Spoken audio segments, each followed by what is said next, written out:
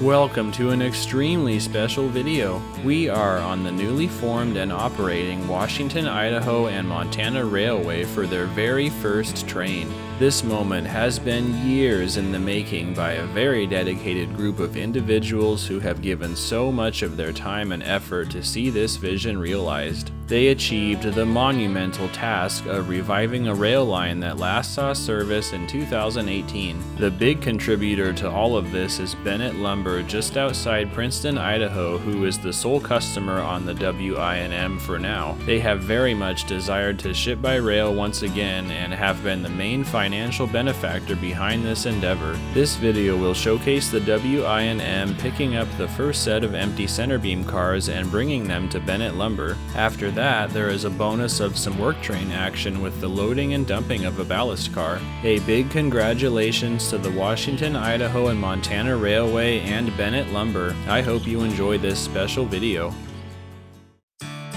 The day begins in Palouse, Washington with WI&M GP9 locomotive number 1838 heading to pick up the empty center beam cars which were brought in by the Spokane, Spangle, and Palouse Railway. 20 center beam cars were brought in for the WI&M. The SS&P controls the rail line here and is the direct connection to the WI&M. Palouse is a junction on the SS&P which runs in a north-south direction on what is known as the P&L branch line. It connects with the BNSF at Marshall, Washington up north. Here at Palouse, the WI&M line heads east into Idaho, which is only a few miles away. This new railroad is a revival of sorts and pays homage to the railroad that built this line from Palouse to Bowville, Idaho. It was also named the Washington, Idaho, and Montana Railway, but this railroad is its own new entity. It was formed in the beginning of 2021, so this has been at least 4 years in the making.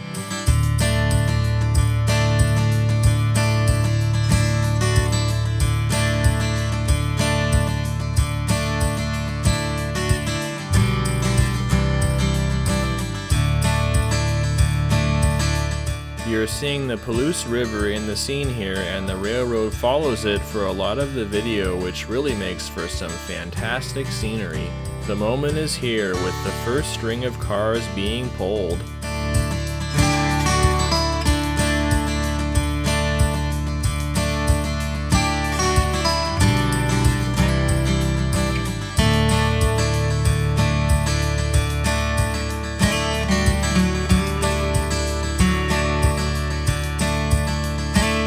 It is a major bonus that we get to watch an old high-hood EMD GP9 locomotive in action.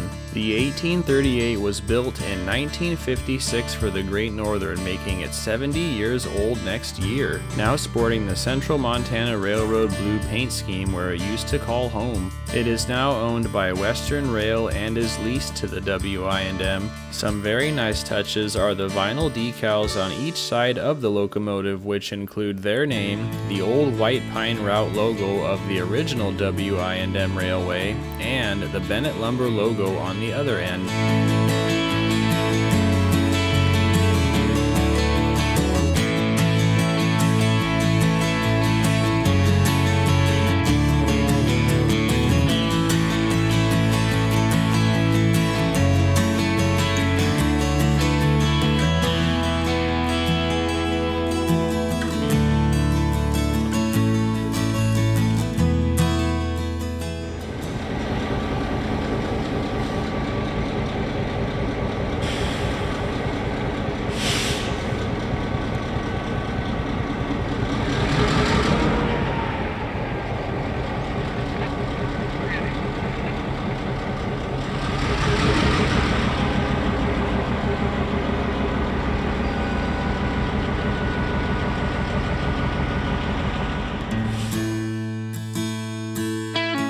It is worth noting that this locomotive is set up with the control stand to run long hood forward, so the engineer is actually sitting on the side up against the hill here. One of the center beam cars had to be set out here due to an issue with the Air, so they would be bringing 19 cars instead of 20. It is very rare for me to fly a drone around watching crew members switch cars, but they are friends of mine and they welcomed all of the filming opportunities I was there to capture.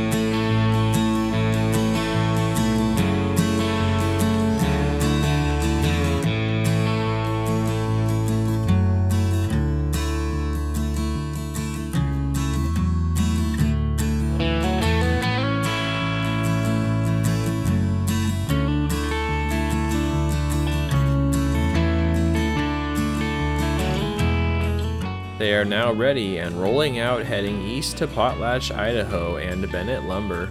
Here in Palouse is a nice section of street running through the middle of town.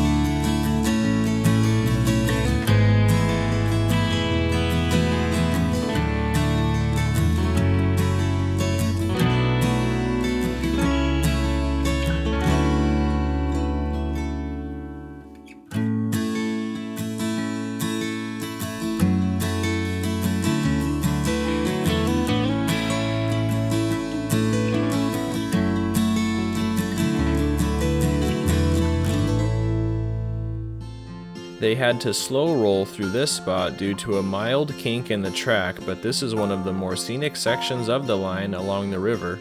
The line is controlled by the SS&P from Palouse to the Washington-Idaho border, just a couple miles east. The whole Idaho section of the line is actually now owned by Bennett Lumber, who really is the driving force behind this revival. They have dumped several $1 million into the line and own it all the way to Beauville at milepost 48, but the tracks end at milepost 21, just a few miles past Bennett Lumber. Here at Palouse is the beginning of the milepost markers, so they operate about 20 miles of track. The W.I.N.M. is a LLC that has leased the line from Bennett Lumber and operates it for them, which started 2 years ago in 2023. Since then, they have installed 10,000 new ties and redecked 9 bridges along with several other projects. They actually started operating locomotive 1838 with a ballast car for maintenance in February 2025, but this is the first train of cars that will lead to revenue being earned.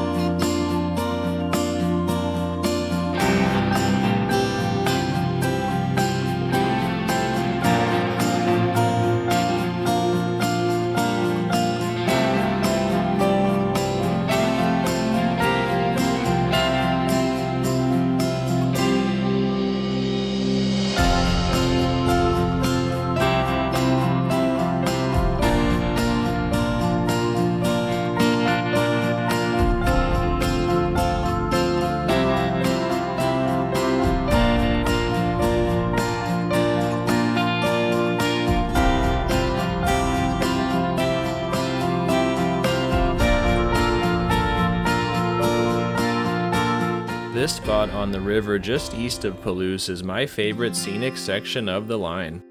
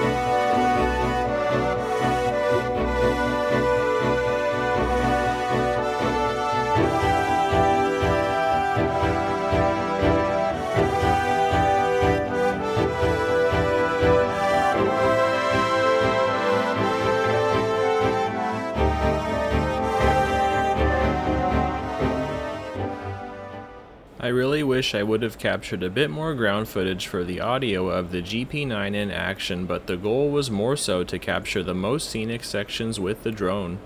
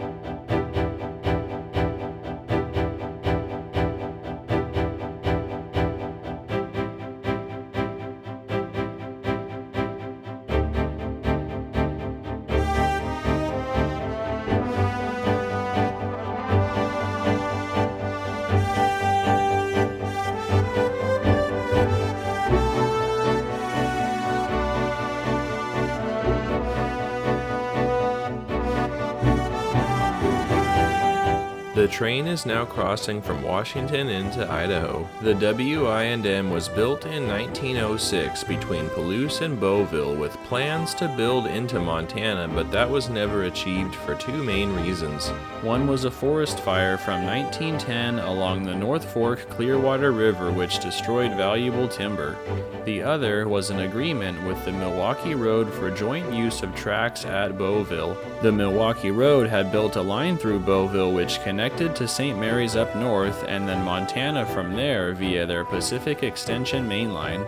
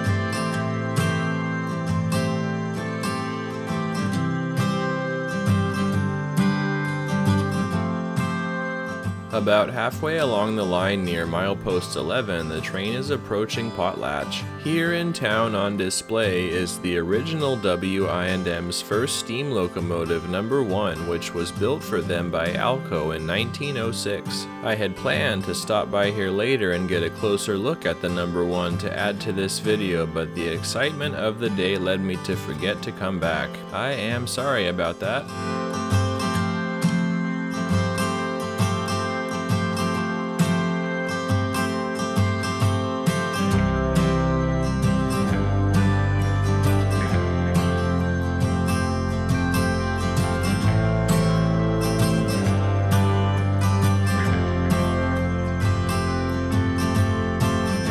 From here, they would have to shove their whole train to Bennett lumber the rest of the way. The ballast car they use for maintenance is also stored in Potlatch, so they would add that to the train and run around it on the siding to then shove to the lumber mill.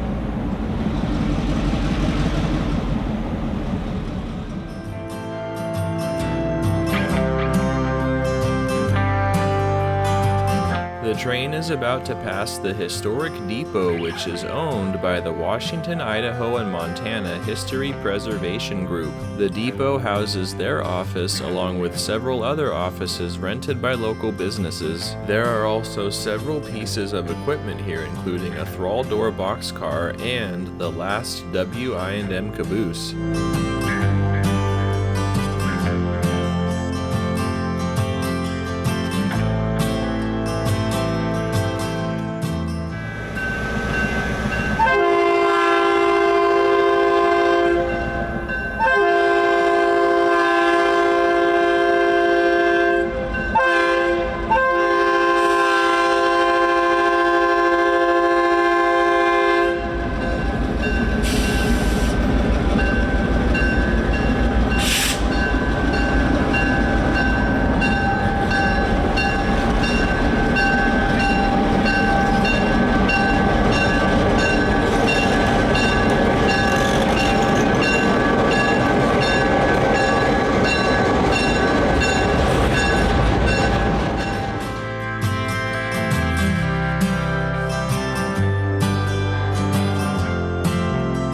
Now coupling up to the ballast car and then taking it around the siding to the other end of the train so they can shove to Bennett lumber.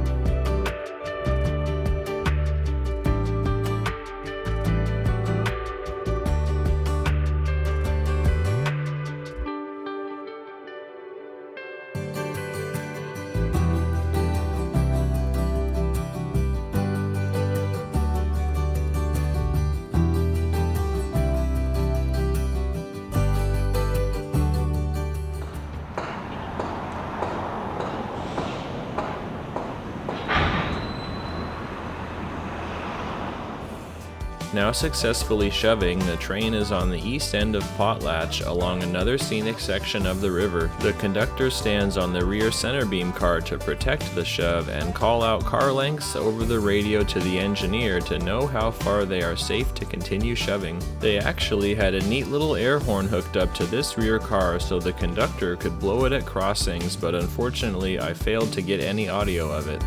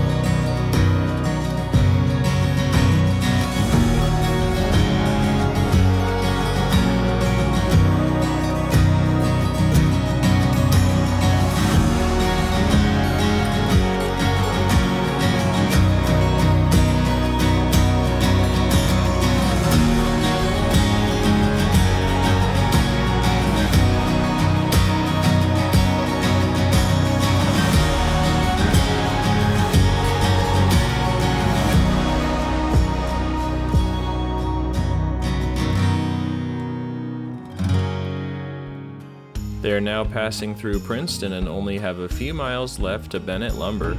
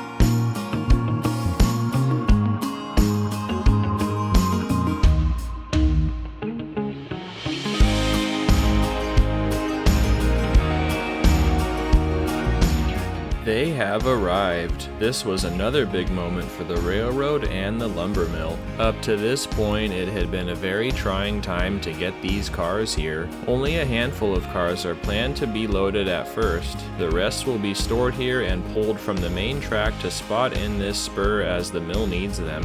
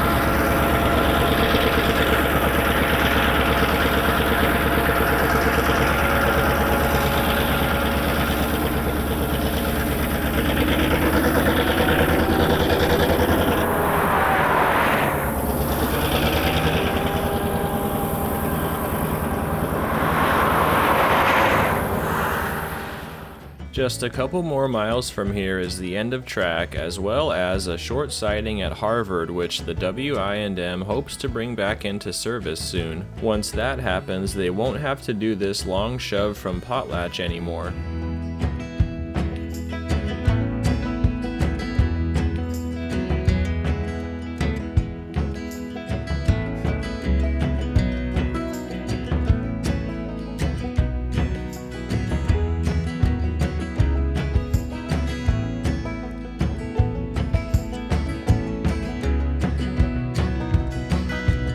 Well, that was the main event of the video, but now a major bonus was getting to film them doing some maintenance with the ballast car. They have been using this second spur into the mill to have the car loaded, so now they would move into position, then sit and wait while it was filled.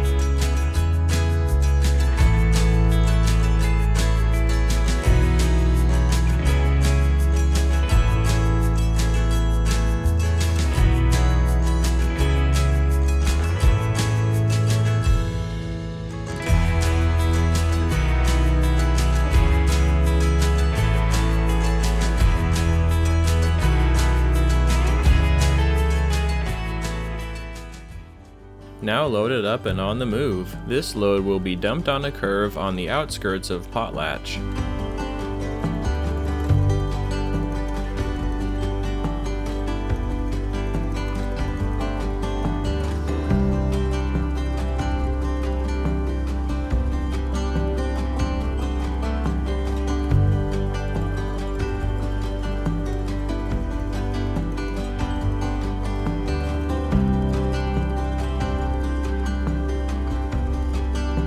At the time this video is published, loaded cars from the mill have yet to be shipped away. I am very much hoping I will be able to make a trip back out here to see them pick up the loaded cars and bring them to Palouse. Cross your fingers that works out.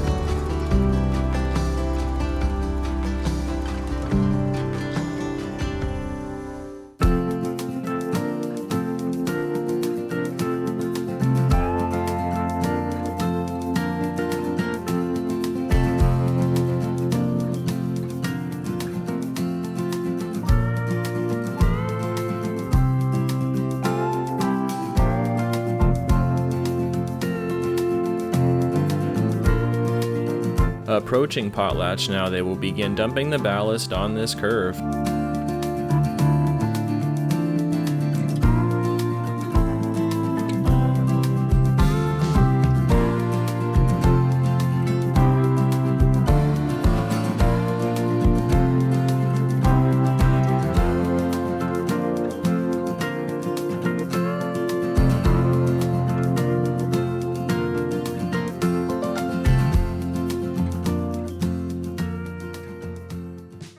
The conductor and another maintenance worker will walk alongside the slow-moving car to control the flow of ballast out from the bottom. This hopper has two bays, so they would first dump the half closest to the locomotive and then dump the other one after the first empties out.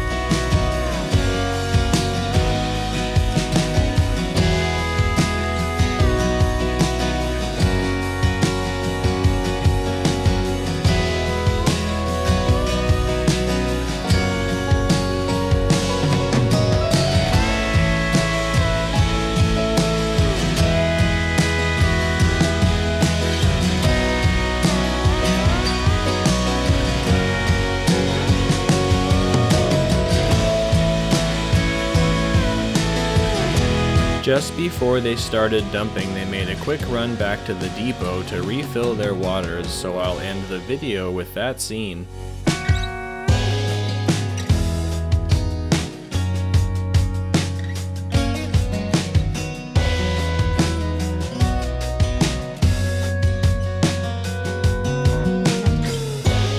I would like everyone to give a big thank you to the W.I.N.M. in the comments for inviting me out to see the first train on their railroad, and for all the hard work they have done to make this vision happen. I hope you enjoyed this unique production.